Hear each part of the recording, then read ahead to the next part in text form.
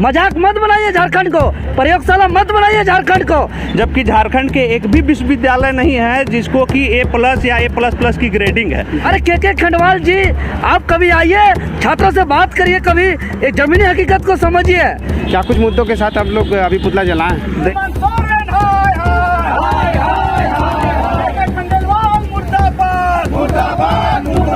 अगर आप झारखंड हित में नहीं कर सकते तो आपको कोई जरूरत नहीं है, आपको यहाँ से कुर्सी छोड़ के जा सकते हैं। तो आपको पता होना चाहिए कि नैक में शौचालय कैसा है, उसके आधार पर मार्किंग मिलता है। इसके लिए राज्य सरकार को के खंडेलवाल जी का हम लोग पुतला दहन किए हैं कि आपको सद्बुद्धि। जोहार और नमस्कार। हम अभी रांची में, रांची के मोहराबादी में, हमारे पीछे श्यामा प्रसाद मुखर्जी यूनिवर्सिटी कॉलेज है। यहाँ के कुछ छात्र लोग अभी नए नियमावली जो है असिस्टेंट प्रोफेसर का, उसका नियमावली को लेकर इन लोग पुतला दहन किए थे के खंडेलवाल का। हम पीछे में जो छात्र हैं उन लोगों से पूछना चाहेंगे क्या कुछ मुद्दा था, क्या कुछ मुद्दों के साथ आप लोग अभी पुतला जलाएं? देखिए, हम लोग तो अभी के खंडेलवाल जो IAS हैं उनका पुतला दहन कर रहे हैं। तो और इस साहब को लगता है कि झारखंड के जितने भी उच्च शिक्षा प्राप्त और डिग्रीधारी PhD डिग्रीधारी लोग जो बच्चे हैं वो यहाँ के एजुकेशन को क्वालिटी वाला एजुकेशन नहीं प्रदान कर पाएंगे, इसलिए ऐसा नियम बना रहे हैं कि बाहर से लाएंगे असिस्टेंट प्रोफेसर की बहाली में अभ्यर्थियों को। तो मेरा कहना है कि ये नियमावली है, ये झारखंड के हित में नहीं है, झारखंड के बच्चों के भविष्य के साथ खिलवाड़ करने वाली है। और ये PhD के डिग्री को, पूरे झारखंड के विश्वविद्यालय के PhD के डिग्री को ये अमान्य करार दे रहे हैं। तो मैं कहता हूँ इनको कि ये होश में आए, चेत जाएं और जल्द से इस नियमावली को वापस लें, नहीं तो इनके साथ आज पुतला दहन बना के पुतला का दहन हुआ, ऐसा ना हो कि इनका दहन हो जाए। क्यों ऐसा लग रहा है कि छात्र के साथ उसका भविष्य खिलवाड़ हो रहा है? ये नैक की ग्रेडिंग में बांटी गई है पॉइंट को, ठीक है, कि जो भी विश्वविद्यालय A++ की डिग्री जो नैक की ग्रेडिंग में आते हैं वहाँ से जो PhD करेंगे उनको 30 पॉइंट देंगे, और जो भी कॉलेज या विश्वविद्यालय नैक की ग्रेडिंग में B या C आते हैं उनको ये 15 पॉइंट देंगे। जबकि झारखंड के एक भी विश्वविद्यालय नहीं है जिसको कि A+ या A++ की ग्रेडिंग है। अब बतलाइए कि ग्रेडिंग नैक की करवाने की जिम्मेवारी राज्य सरकार की बनती है, विश्वविद्यालय की बनती है। अब वहाँ से मैंने PhD किया है तो मेरी क्या गलती है? मैंने ऑल ओवर इंडिया में जो नेट का एग्ज़ाम होता है वो पास किया है। मेरे साथ जितने भी छात्र हैं नेट JRF पास किए हुए हैं। तो क्या हम लोग एक क्वालिटी एजुकेशन नहीं देंगे?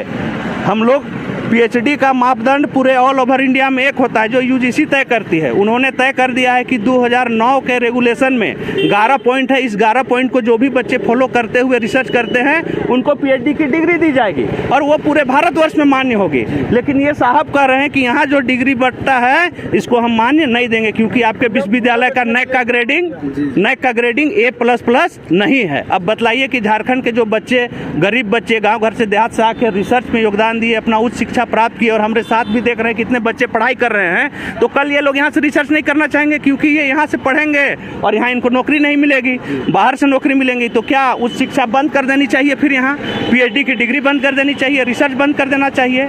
तो के खंडेलवाल जी को और झारखंड सरकार को मैं ये संदेश देना चाह रहा हूँ आपके माध्यम से, इस न्यायी नियमावली को तुरंत वापस ले और 2018 का जो रेगुलेशन है उसके तहत बहाली प्रक्रिया को, और झारखंड हित में अगर और कुछ हित कर सकते हैं तो उस नियमावली को तो पालन करें ही, और साथ में कुछ झारखंड के हित में कोई नियमावली बनवाएं, ना कि अहित में। क्या नाम हुआ आपका? डॉक्टर त्रिभुवन कुमार साहब। और भी छात्र हैं, उन लोगों से हम बातचीत करेंगे। इस नए नियमावली से क्या कुछ दिक्कतें आ रही हैं? देखिए, नया नियमावली जो आया है वो UGC रेगुलेशन 2018 जो झारखंड गवर्नमेंट ने 21 में अपनाया था उसको अमेंडमेंट कर रही है। उसका अमेंडमेंट कौन कर रही है ये तो सबसे पहले प्रश्न चिन्ह उस पर उठता है।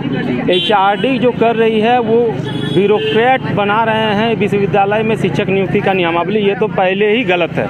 आप यूनिवर्सिटी के VC को सबको मिला के कॉन्स्टिट्यूट करते कमेटी राज्यपाल की अध्यक्षता में, उसके आधार पे वो इंस्टीट्यूट का निर्माण करते या उसका पालन करवाते, वो विश्वविद्यालय के हित में होती।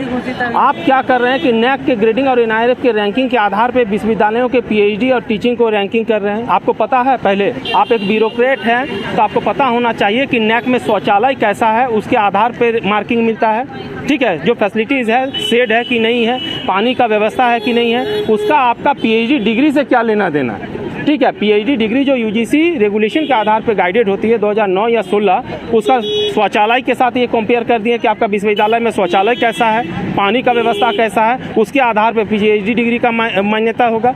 तो ब्यूरोक्रेसी इस पर हस्तक्षेप ना करे। यूनिवर्सिटी के जो वीसी हैं वो इसमें अथॉरिटी रखते हैं, 4 वीसी को अपॉइंट करें, राज्यपाल की अध्यक्षता में वो कहीं ना कहीं इंस्टीट्यूट का निर्माण करें, तब राज्य हित में होगा। ये राज्य हित में नहीं है।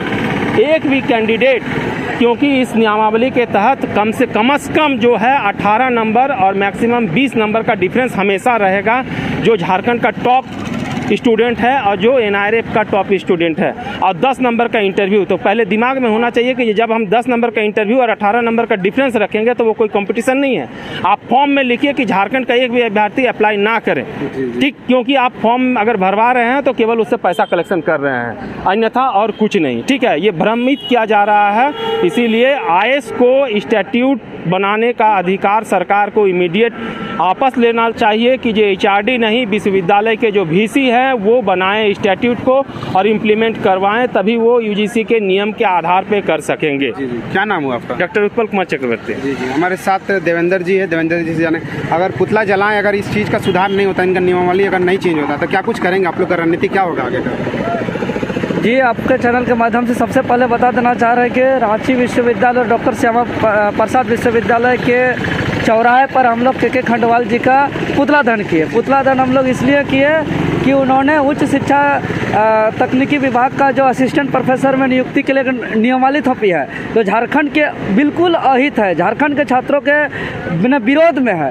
एक ऐसा नियमावली अभी वर्तमान स्थिति में जितने भी राज्य के विश्वविद्यालय हैं, तमाम विभागों में असिस्टेंट पोस्ट लगभग खाली पड़ा हुआ है। अब लंबे अरसे के बाद नियुक्ति होने जा रही है, और वो भी एक ऐसा नियमावली के तहत कि झारखंड के गरीब किसान मजदूर छात्र बहुत मुश्किल से पढ़ लिख के पीएचडी धारण कर लिए हैं। लेकिन यहाँ के आईएएस, यहाँ के अधिकारी एक ऐसा नियमावली बना रहे हैं कि इसको सीधे नेट जेआरएफ पीएचडी करने के बावजूद सीधे एक तरह से बोला जा रहा है कि आप एलिजिबल नहीं है। किस आधार पर नहीं है भाई? जब पूरे ऑल इंडिया के लिए यूजीसी नेट एक साथ परीक्षा आयोजित करती है, एक साथ नेट जेआरएफ का आयोजन होता है, और उसी परीक्षा को, उसी नम्स को, जो 2009 का जो नियमावली है उसको गाइडलाइन करके वो पीएचडी की उपाधि प्राप्त करते हैं। लेकिन जब नियुक्ति की प्रक्रिया होती है तो एक ऐसा नियमावली जिसका कोई तुक नहीं है। अरे के खंडवाल जी, आप कभी आइए, छात्रों से बात करिए, कभी एक जमीनी हकीकत को समझिए। मजाक मत बनाइए झारखंड को, प्रयोगशाला मत बनाइए झारखंड को। ऐसा भी उच्च शिक्षा विभाग में जो झारखंडी गरीब वर्ग के लोग हैं वो एक भी बैठे हुए नहीं है। कुछ लोग अभी पीएचडी बहुत मुश्किल से किए हैं, वो जो हरता रखते हैं प्रोफेसर बनने का, एक साजिश के तहत आप बैठने देना नहीं चाहते हैं। ये सब नहीं चलेगा इस राज्य के अंदर। अब तत्काल इसको वापस करिए और एक ऐसा नियमावली जो सबके लिए बराबर हो, जो यहाँ के राज्य के हित के हो, जो यहाँ के झारखंडियों को तो आपको यहाँ प्रीफरेंस देना चाहिए। झारखंडियों को तो जो झारखंड से किए हैं उसको ज्यादा एक्स्ट्रा अंक देना चाहिए कि हर हाल में पहले यहाँ के लोगों का हो। लेकिन आप ऐसा नियम ला रहे हैं कि झारखंडी का नहीं हो। अगर आप झारखंड हित में नहीं कर सकते तो आपको कोई जरूरत नहीं है, आपको यहाँ से कुर्सी छोड़ के जा सकते हैं। लेकिन झारखंड का अहित का कोई भी नियम हम लोग बर्दाश्त नहीं करेंगे। आज हम लोग पुतला दहन किए हैं, कल हम लोग आपका ऑफिस के घर के अंदर तक घुस जाएंगे और पूरा रोड भी जाम करने का काम करेंगे हम लोग। नियमावली के लेकर क्या कुछ दिक्कतें आ रही है वो सब आप बताइएगा। सबसे बड़ी दिक्कत है कि झारखंड राज्य के जितने भी स्टूडेंट हैं जो UGC net JRF PhD holder हैं, उन सभी का नियुक्ति नहीं होगा। नियुक्ति इसलिए नहीं होगी कि ये जो नियम बनाया गया है कि ग्रेडिंग सिस्टम में कि झारखंड का जो भी विश्वविद्यालय है सभी ए ग्रेड्स के नीचे है, न के अनुसार, और जो भी नियम बनाया गया वो A+ या A+ का ऊपर वाले उन लोगों का मार्किंग डबल हो जाएगा। तो इससे क्या होगा कि जो हमारे जो झारखंड राज्य में जो झारखंड का विश्वविद्यालय से जो पीएचडी किए हैं उनका तो नियुक्ति नहीं हो पाएगा, और दूसरी तरफ क्या है कि टीचिंग एक्सपीरियंस जो है यहाँ के लोगों को आधा हो जाएगा। मान लीजिए कि जो सेंट्रल यूनिवर्सिटी हो या दूसरे राज्य के जो बड़े डीम्ड यूनिवर्सिटी हैं वहाँ से जो लोग करके आएंगे उसको 1 साल का 2 नंबर मिलेगा टीचिंग एक्सपीरियंस में, लेकिन यहाँ के लोगों का 1 नंबर मिलेगा। तो इस तरह आप देखिएगा 5 साल में उसको 10 नंबर मिलेगा और हमको यहाँ पर मिलेगा 5 नंबर। तो और इंटरव्यू कितने का है? 10 नंबर का। तो 5 नंबर भी यदि हमको 10 में 10 इंटरव्यू में मिलता है और अगला को सिर्फ एक्सपीरियंस में यदि 5 ही मिलता है तो उसका सिलेक्शन होगा। और पीएचडी में देखा जाए तो हमको 10 में 10 मिलता है और अगले जो दूसरे सेंट्रल यूनिवर्सिटी डीम्ड यूनिवर्सिटी के उनको 15 नंबर मिलेंगे, तो उनको 5 नंबर भी मिलता है तो हमसे ऊपर रहेंगे। इस तरह क्या होगा कि यहाँ के लोगों के साथ छलावा है छेड़छाड़ है, खेल है। इसके लिए राज्य सरकार को के खंडेलवाल जी का हम लोग पुतला दहन किए हैं कि आपको सद्बुद्धि दे और इस सद्बुद्धि के माध्यम से यहाँ को लोगों को रोजी रोजगार मिले। जी जी, क्या नाम हुआ आपका? डॉक्टर निरंजन महतो। तो यहाँ के शिक्षक लोग, छात्र लोग मिलकर के खंडेलवाल का पुतला जलाए थे। इस वीडियो को हम यही समाप्त करते हैं, मिलते हैं नेक्स्ट वीडियो में। धन्यवाद, जोहार।